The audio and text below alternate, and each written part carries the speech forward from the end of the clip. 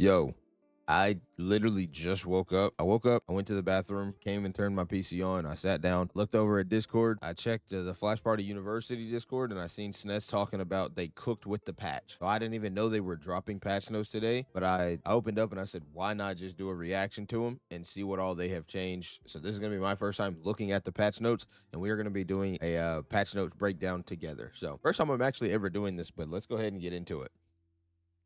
Global adjustments. Currently, powerhouse heroes are performing quite strongly, leveraging their weight advantages and burst counterattack mechanics to gain survival capability beyond expectations. We equipped with normal sticker everlasting, their weight advantage is amplified even further. We aim to reduce the stat boost multiplier from the sticker to lower the survival ability of high weight heroes while keeping the effect on average weight heroes minimal. Okay. But everlasting reduced the weight stat boost multiplier, which I think it's what, 4? I actually don't know, but people don't use everlasting. They use tenacity most of the time. I don't really feel like that's gonna do much. I could be wrong, but either way, Tutu as our latest assaulter hero. Tutu's combat prowess is undeniable. With high mobility paired with wide range attacks, she can excel in both offense and defense. Some attacks that extend beyond the visual range. We are introducing reasonable nerfs and will continue monitoring her performance. All right, her aerial attack, which is her nair, reduced attack range, shortened attack duration, increased knockout angle for sour spots. Okay, so her sour spot is probably just not gonna send us far, and her nair is not. It's not as big as it was, and it's a little bit less active. So that's definitely a good one. Her nair is like one of the easiest edge guarding tools in the damn game. So it's good that that got nerfed, actually. That was all that they did for her, though. And I guess fixed her backward throw, optimized visual effects to align with hitbox accuracy. I feel like I'd never even noticed her back throw had a bug or a visual effect bug, whatever. I don't know if that's enough nerf for Tutu, to be honest with you. I don't know. I think something else needs to be changed. All right, moving on to Mr. 5. I'm not gonna read this stuff right here. They're just telling us how Mr. 5 is. So let's just read the nerfs or changes, whatever. It's colorful sticker, AI terminal, reduced drone flight duration. So they made AI terminal a little bit shorter, which is his drone where he's able to control wherever it goes. They made it a little bit shorter of duration. Down special in air, reduce horizontal movement ability during skill execution in the air. So I guess that means that he can't move as much. Like once he throws the C4 down, he doesn't move as much because he can pretty much just throw that shit down and float all the way to wherever he wants. Pretty much. I don't feel like it's not the worst thing ever. I mean, it's a good thing to use. You know, they reduce his up air horizontally attack range. So I mean, I don't know. I think they should have done something to plasma fog. I don't know if that's enough for Mr. 5, to be honest. Like plasma fog needed to get touched. I don't really care how they perform in Japan. Plasma fog needs to get touched. But either way, I guess that's all we have for Mr. 5. Let's go ahead and move into land. Colorful stickers, Windblade, Flowing Tornado. Windblade's charged via holding the special button cannot be cast again before the existing blade disappears. So does that mean that they took out the bug or they just made Windblade a little bit slower? Like once the first wind blade disappears, then you can move the other one. I mean, I hope that fixed the bug where it can go under the stage, but it doesn't look like it did. I guess we'll see. Chili, adjustments to our colorful sticker, Leaf Blade, reduced damage, slightly increased knockout angle. Okay, so I mean, it's going to be able to kill now, or enhanced back throw, slightly reduced damage, and reduced knockback force. Okay, so Chili has the strongest back throw in the game, if I'm not wrong, whenever it's charged up. Like, genuinely, I think it can kill at like 45%. So I guess they're nerfing that a little bit. Her and Derek both have like insane grabs whenever they're enhanced. But yeah, I think Chili's was the strongest. So they're giving that a nerf, but that's really about it. And then Leaf Blade fixed inconsistency and knockback force for certain charged Leaf Blade hits. So just another bug fix. All right, Magician. They increased his hurt box when he's crouching and when he's double jump. His crouch 100% needed a damn patch or a fix or a change to his hurt box because literally there are times where he can just throw out a move and crouch and avoid it. Avoid your, your counter attack or whatever, and then just down tilt, and then you're just stuck getting hit by up air or forward air or whatever it may be. And that happens quite often too. His double jump as well. Like sometimes if he double jumps, it's kind of like he's got Yoshi armor. He just absorbs the hit. He doesn't get hit. So that's good that they realized that. I don't honestly think that Magician needed any other like changes, like nerfs or buffs. I think Magician is a solid character. Like I think he's actually solid and you just have to really know how to play against him. And his bug fixes, they fixed abnormal ledge grab detection under certain circumstances. I don't know what that means, to be honest. I haven't really dealt with any like abnormal ledge grab detection, I don't believe. All right, Sia or Saya. I think it is actually Saya. I'm always gonna call her Sia. I just feel like it, so whatever. All right, her back air, optimized animation and enlarged hitbox, slightly delayed startup, and slightly increased ending lag. Sia's back air is like ass. Why did they make it laggier? They made this worse. They actually made her back air worse than it already is. Her back air sucks. I'm a little confused on this one, to be honest. I really don't know why. Her back air is not that good. I don't think it's good at all. I think it's her worst aerial by far. Whatever. Down air, optimized animation and enlarged hitbox, adjusted sour spot knockback angle to launch to both sides. Her down air hitbox is also like her sweet spot on her down air. I feel like is really, really weird. And 9 times out, I'll say like 8 times out of 10, you will get the sour spot angle of her down air. And now it sends to the left and right. I guess they did enlarge the hitbox, so I'm assuming that means that the sweet spot is going to be easier to hit now, or maybe they enlarge the hitbox so the sour spot's going to be easier to hit, but who knows.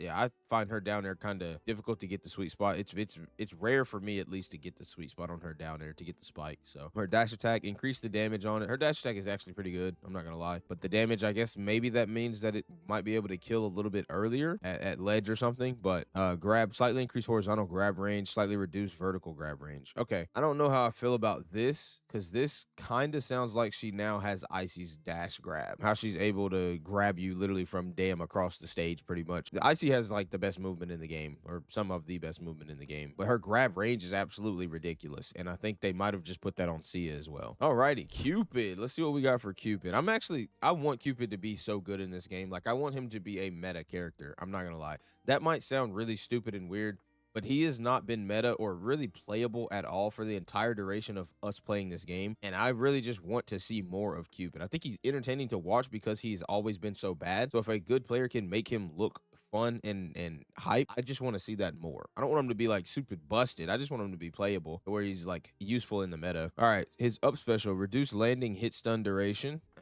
Slightly enlarged horizontal hitbox range on his up air, reduced aerial ending lag. Okay, so his up air has less in lag, and it has a bigger hitbox now. I don't know about up air, was already pretty good. Down air, optimized animation and enlarge the vertical hitbox range. Okay, so down air also has a bigger hitbox now. His back air, optimized animation and enlarged horizontal hitbox and increased intact duration and removed unnecessary sour hitboxes. Okay, so that's actually pretty good, because if you can do down tilt turn around back air, which probably won't happen really ever because down tilt down air is so good, that would be something. But I don't know, back air is not, I feel like people don't use back air, not really because it has a sour spot, just because he has better aerials than back air. I don't know.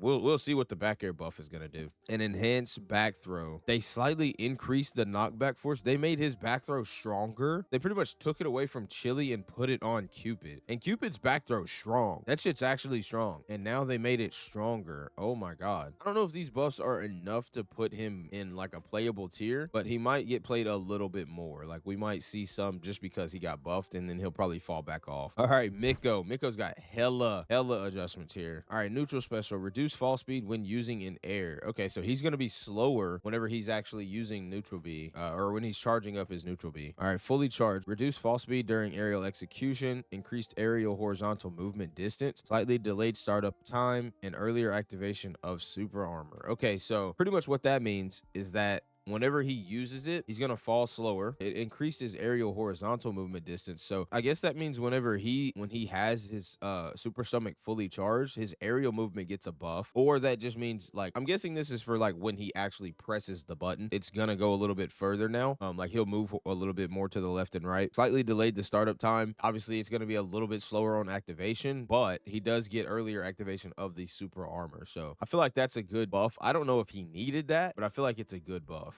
Down special in air, adjust the hitbox for easier sweet spot hits at close range. Wow. And removed unnecessary sour spot hitboxes and increased the sour spot knockback. So they just buffed down B. Down B is actually a really good move from Miko, I'm not gonna lie, and they just buffed it. Yeah, you're pretty much not gonna be able to edge guard Miko if he's like high above you. It has a even better sour spot hitbox now. So yeah, that's crazy. I'd say it was needed though. I'm not gonna lie, I'd say it was needed. Back air, optimized animation and enlarged the hitbox. So back air got a bigger hitbox. The hitbox for it was already pretty big. It's just a really slow move. It's easily his worst aerial too. In up air, optimized animation and adjusted sour spot hitbox for easier sweet spot hits.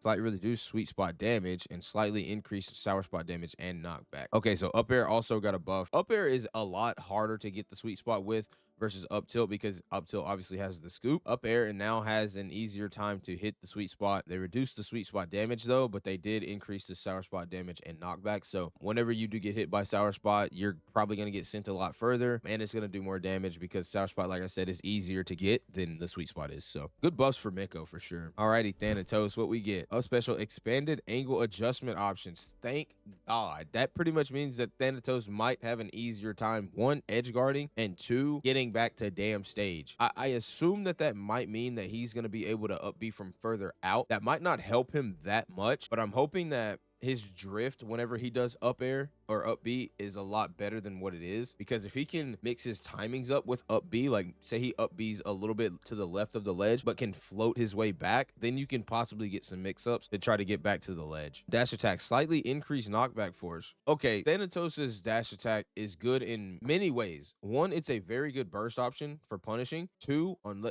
neutral ledge get up or roll, it is very good at punishing that. And if somebody neutral gets up or is just sitting at the ledge and is blocking, every single time it will teeter them, and you'll get a free jab after that. I have like been playing Thanatos. I've always played Thanatos, but I've been playing him a little bit more recently, like in ranked and everything. I do feel like that his dash attack doesn't kill as it should. Sometimes 130% and it still doesn't kill. So it's a good thing that they're slightly increasing his knockback force. I wonder how much they're increasing it by, but I definitely think that it needed a little bit of a buff. So I think they might have recognized that and capitalized on it. So that hopefully that's a good one. Up platform attack, enlarged horizontal hitbox range. They did not just make up tilt bigger. They did not just make up tilt bigger. I don't have anything to say about that. Charged attack, optimized visual effects for better hitbox alignment. Yeah, his F smash is kind of weird. Alrighty, and Heracles, this is the last patch note for Flash Party, and we did not see anything like insane. I'm not gonna lie, we didn't see anything insane. It's a good thing that these guys came back, I'm not gonna lie, but let's go ahead and read the last ones about Heracles, and these are just bug fixes pretty much, I think. Planetary ring, fix bugs where attack causes excessive hit stun, so Heracles, this up B